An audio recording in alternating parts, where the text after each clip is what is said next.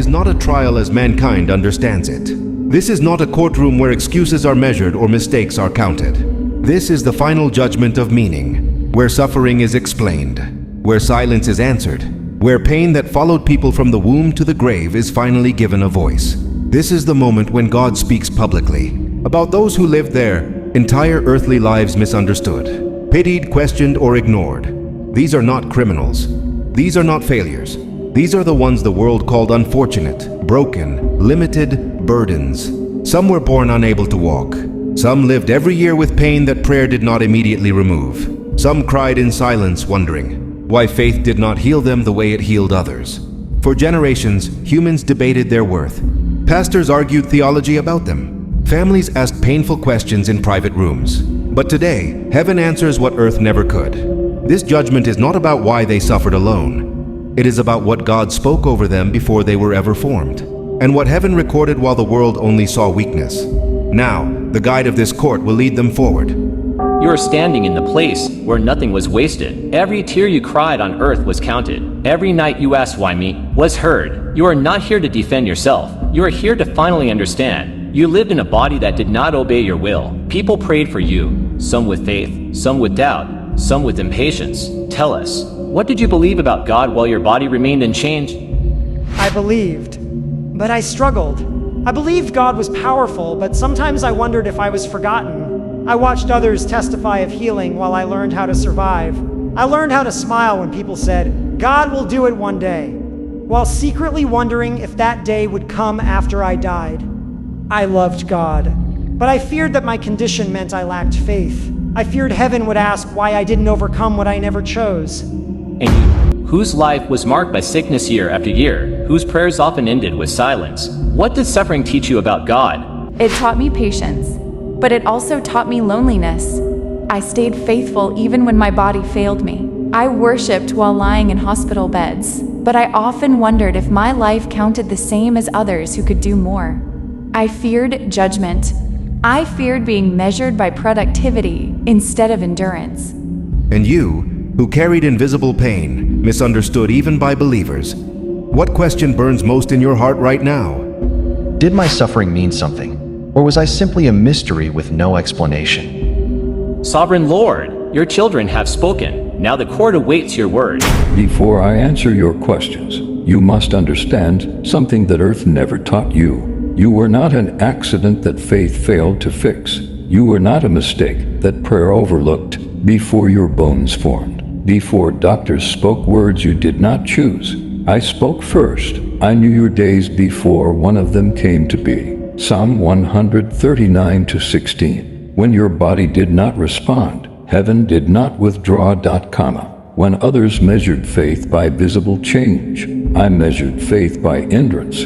You were not behind schedule. You were walking a path that revealed a deeper glory. Then why? Why did I feel forgotten? Because the world taught you that strength looks one way, and faith must always look victorious. But I reveal something else through you. My grace is sufficient for you, for my power is made perfect in weakness. 2 Corinthians 12:9. You were not weak. You were chosen to display dependence than a world addicted to control. You who lived year after year in pain, who worshipped me without applause. Did you think heaven did not see your quiet faithfulness? I feared I was doing nothing important. Heaven does not measure life the way earth does. Man looks at outward appearance, but I look at the heart. 1 Samuel 16:7. Every prayer whispered from a hospital bed shook regions of darkness you never saw. Lord, they are beginning to understand, but the greatest question remains. Sovereign God, they ask what billions have asked through generations. Why did suffering follow you for so long, if God had the power to remove it? If you are good, why didn't you heal me when I asked? Listen carefully. Healing is not the only evidence of my goodness. Faith is not proven only by miracles, and suffering is not proof of my absence. I allowed my own son to suffer, not because I lacked power, but because redemption sometimes requires endurance. Though he was a son, he learned obedience through what he suffered. Hebrews 5:8. Your suffering was never punishment. It was a calling others could not carry. Some of you revealed patience to the proud. Some of you revealed humility to the strong. Some of you revealed unconditional worship to a generation obsessed with results. You preached sermons without pulpits. You taught faith without microphones. So my life wasn't wasted? Nothing surrendered to me is ever wasted. Blessed are those who endure, for when they have stood the test, they will receive the crown of life. James 1:12. The record is being rewritten, not by pain, but by eternal purpose. These are not the books mankind imagines. These do not only record sins and deeds. They record obedience, endurance, surrender, and unseen faith. Many whose lives were dismissed on earth are recorded here with great honor. Let the record be read. This is a woman praying through pain, a man praising through weakness, a silent nights where faith did not fail, and days when healing did not come, yet worship remained. These moments were never small. I remember these days.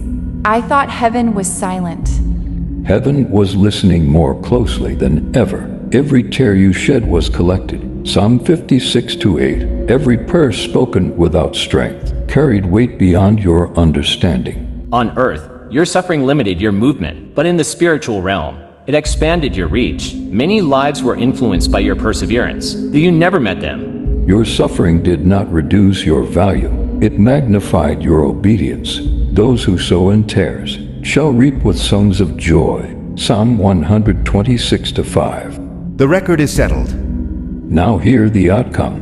God looks upon the three people no longer as those awaiting judgment, but as those recognized. You carried burdens you did not choose. You walked paths you did not design, yet you did not abandon me. Lord, does this mean we are accepted? There is now no condemnation for those who are in Christ Jesus. Romans 8:1. Your weakness did not disqualify you. Your suffering did not disprove your faith. This is not a crown for perfection, but for faithfulness. I promised rest, and I do not break my word. Come to me, all who are weary and burdened, and I will give you rest. Matthew 11:28. The former things have passed away. Revelation 21:4. The pain, the sickness, the limitations fall away like shadows. So this was worth it. The glory that will be revealed far outweighs every suffering you endured. Romans 8:18. Justice has spoken, and mercy has prevailed. This moment is not only for those standing here. This judgment reaches backward into history and forward into time. What God speaks now is not only verdict, it is revelation.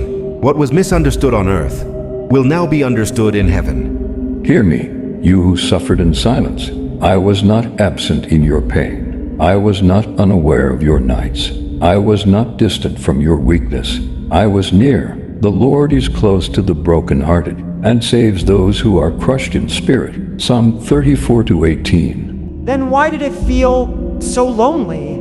Because faith is not sight. Because trust grows where explanations are withheld. Because my glory is often formed in places where answers do not come quickly. We walk by faith, not by sight. 2 Corinthians 5-7.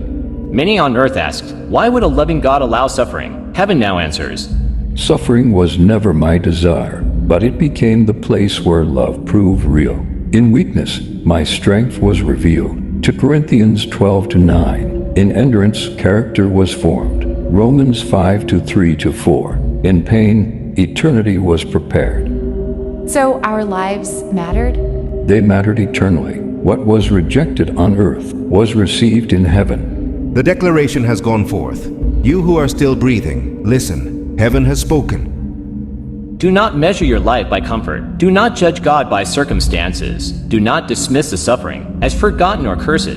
I have not forgotten the disabled. I have not overlooked the sick. I have not abandoned those who endured long nights. Before I formed you in the womb, I knew you.